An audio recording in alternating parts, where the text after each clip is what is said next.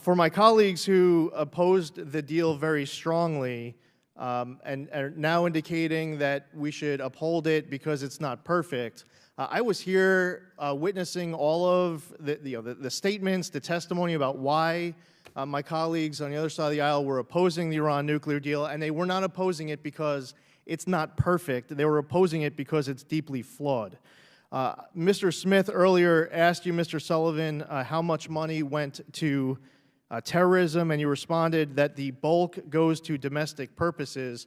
I would offer that when you provide $150 billion worth of sanctions relief, and we ask you a very specific question of how much goes to terrorism, we're not asking for where 60% or whatever the other number is, a bulk of gets defined as of going to domestic purposes. The question is how much is going to terrorism?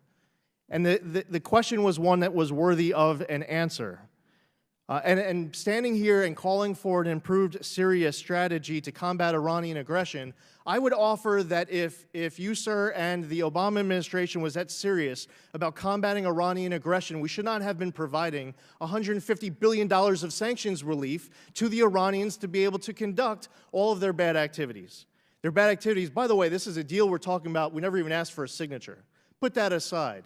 When 10 of our Navy sailors are held hostage, they are embarrassed. When they are released, Secretary Kerry says, thank you. And he says it's because of the Iran deal that this went so smoothly.